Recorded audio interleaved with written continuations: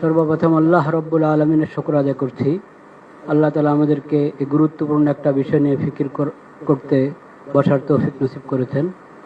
এরপর মাননীয় প্রধান উপদেষ্টা সহ বাকি সকলের শুকরিয়া আদায় করছি।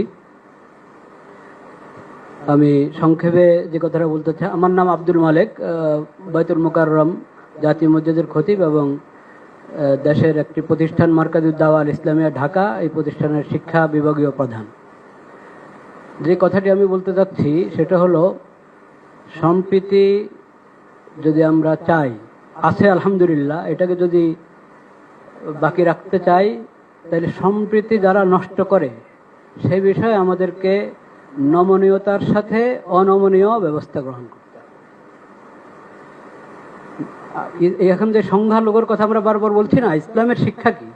ইসলাম বলে, আবু বকর রাদিয়াল্লাহু তাআলা আনহু প্রথম খলিফা নবী করিম সাল্লাল্লাহু আলাইহি ওয়াসাল্লাম, উনি বলেছিলেন, তোমাদের মাঝে যে সবচেয়ে বেশি শক্তিশালী সে আমার কাছে দুর্বল যদি সে জালেম হয়, আর যে সবচেয়ে দুর্বল সে আমার কাছে সবচেয়ে বেশি শক্তিশালী যদি সে মজলুম হয়। এটা হলো বিষয়। জালিম এবং মজলুম, মজলুম যেই হোক তার পক্ষে আমাকে থাকতে হবে, আর জালিম সে যত বড় হোক, যত সংখ্যাগরিষ্ঠ যা যা তার থাকুক, তাকে জুলুম থেকে বিরত রাখা এটা দায়িত্ব। তথ্য সন্ত্রাস, এটাকে যদি নিয়ন্ত্রণ না করা হয় তো আমরা সম্প্রীতি ঠিক রাখবো কিভাবে? সম্প্রীতি আছে, তাও এখানে তথ্য সন্ত্রাস করে পেরেশানি করা হবে। এটার ব্যাপারে অনমনীয় হতে হবে তথ্য সন্ত্রাসের বিষয়। আর আরেকটা গুরুত্বপূর্ণ বিষয় বলতে চাচ্ছিলাম, আমাদের